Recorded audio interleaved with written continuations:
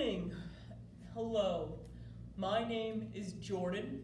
I'm one of the occupational therapists that work here at Azalea Trace. Thank you so much for tuning in to our program today and a little bit of education. So, what I'll tell you first, the reason we're here is for some fall recovery and emergency preparedness. So, we're going to review some safe strategies and techniques related to falls. So get ready, strap in. This is scary stuff, but we're going to get through it together.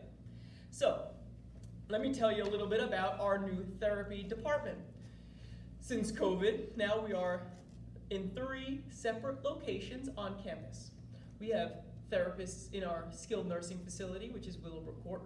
We have therapists in our assisted living over in Oak Ridge Terrace, as well as in the independent. Myself, Jordan, I work here in the independent section on the 3rd floor of Midrise. So if you didn't know where we're located, you're more than welcome to come find us there. Now, let's get to business if that's all right. Let's talk about falls. A lot of us on campus hear about falls all the time, and why does it matter? Well, what happens over time as we age, we lose about 3% of our muscle mass every year.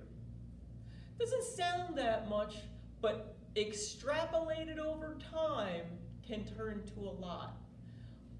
When we lose strength in our legs, following the loss of strength, we lose our balance because we're unable to recover from a fall or maintain our standing against gravity when something disrupts us, like we get bumped into or have poor footing.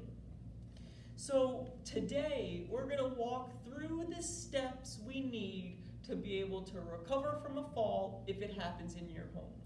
Now, my disclaimer is I do not recommend anybody attempt this if you have any medical conditions or fear of not being able to get up off the ground, as well as if you're home alone, please don't try this, okay?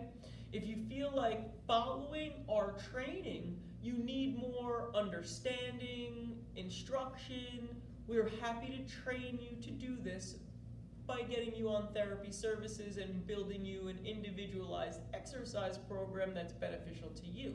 As we always try to be as client-centered as possible. So let's get to work if that's all right.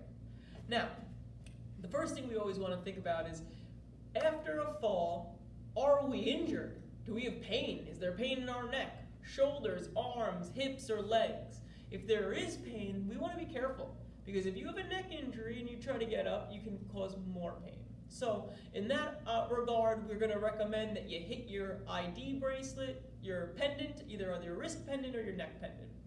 So if you fall and you are uninjured, the strategies and techniques that we're going to use now are going to be right for you.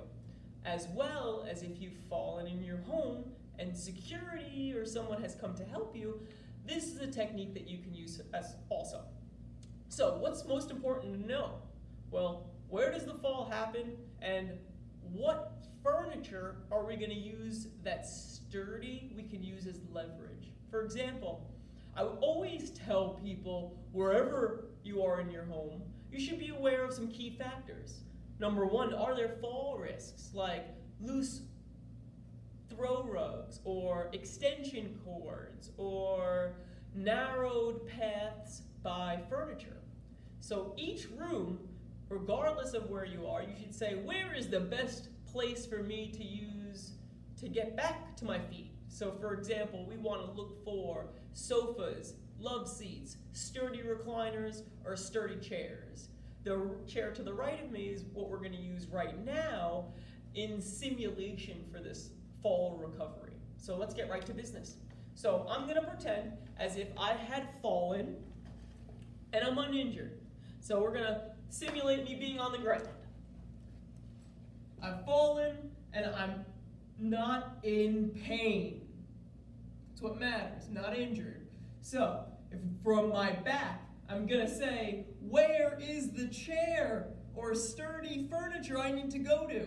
Well, it's in front of me. So, I'm gonna roll first, rolling my hips, following with my arm and my head. We're gonna get our available hand on the ground to lift us up, to get our other hand on the floor, so we are nice and sturdy. Following that, we wanna bring our hip under us to get into quadruped, if possible. Now, from here, we identify where are we going. So I'm headed to the chair, so I'll crawl to the chair. Hands on that sturdy surface. I'm gonna walk my way closer. The reason I do that is because the closer I am to the chair, the more, let me rephrase, the closer I am to the chair, the more likely I'm going to be able to stand because my body mechanics are improved. Following our position in front of the chair, we're gonna say which leg is strongest. We wanna know which leg is strongest so that we can use that for power to stand. So what I'll do is I'll bring my left leg forward because it's stronger to help lift me up to bring my right leg forward and stand. It can be done by yourself or you can be done with a support or a staff member. So we recommend you not trying it on your own because this is emergency training. So we'll do it once again. Starting from the ground, I identify my location where I need to go to get off the ground. Roll to get onto my side. Continue to push with my arm to get my hands flat on the floor to get into quadruped. Once I'm in quadruped, I'm going to walk forward to the chair, bringing myself as close to the chair as possible, and then standing with my strong leg. So stepping through, pushing to stand. The reason we want to educate, instruct, and inform the residents as much as we can so you're safe, you're prepared, and you're ready. What we want to also offer through the therapy department is further training. So if you have a fear of fallen in the last few months, or have a decrease in function, those are all red flags that you should be contacting the therapy department and seeing what else we could do for you to maintain your independence. We spend so much money to get here and live at Azalea Trace. We want to keep you in your apartments for as long as possible. So again, my name is Jordan, and I'm one of your friendly occupational therapists here on the 3rd floor of the mid-rise building. Our contact information is the easiest way to reach us would be by phone. Our direct line is 850-266-4575. Again, our number is 850-266-4575.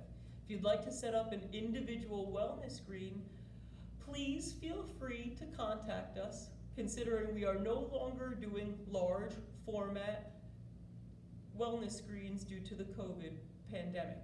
Thank you so much for your time. Thank you so much for tuning in. And please reach out to us if you feel like you need a little bit of extra help.